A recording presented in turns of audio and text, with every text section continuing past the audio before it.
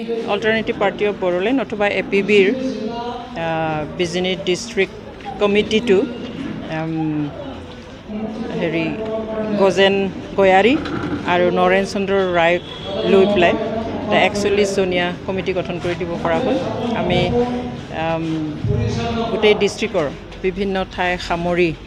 আহিব পৰা ৰিপ্ৰেজেন্টেটিভ পাইছোঁ আৰু খবল এটা কমিটি হৈছে কাৰণে ভাল পাইছোঁ কেইটামান সমষ্টিত পাৰ্টিটো দিব বুলি আজিলৈকে কল্পনা কৰি আছে নাই আমি আজিলৈকে আলোচনাও কৰা নাই কল্পনাও কৰা নাই আমাৰ কাইলৈ CWC কাম জেনেৰেল মিটিং এখন আছে য'ত আমাৰ গোটেই ষ্ট্ৰাকচাৰটো কমপ্লিট হ'ব আমি কাইলৈ central women wing youth wing লগতে আমাৰ মাইনৰিটি সেল আদিবাসী সেল আৰু OBC সেল গঠন কৰা হ'ব ইয়াৰ পিছতহে আমি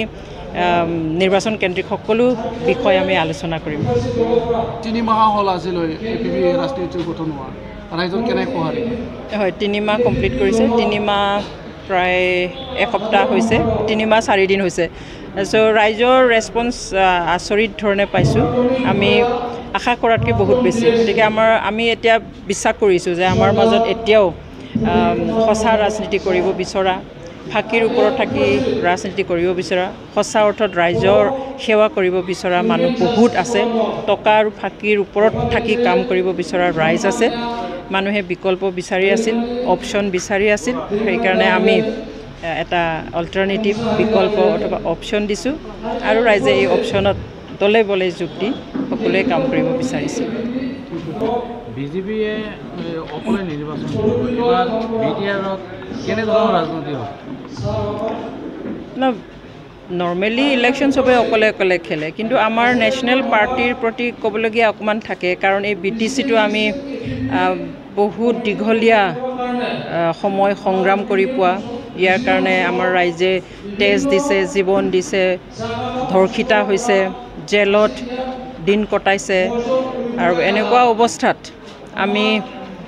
আশা কৰিছিলোঁ যে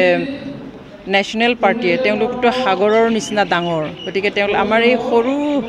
যিটো আমি তেজ জীৱন দি পাইছোঁ সৰু এটা কাউন্সিলত নাহি পেলাই আমাক যদি স্বশাসনৰ ব্যৱস্থাৰ কাৰণে এৰি দিয়া হ'লে আমি সেইটো বেছি ভাল পালোহেঁতেন কিন্তু গণতন্ত্ৰত আহিব পাৰে সেইটো হয় কিন্তু এটা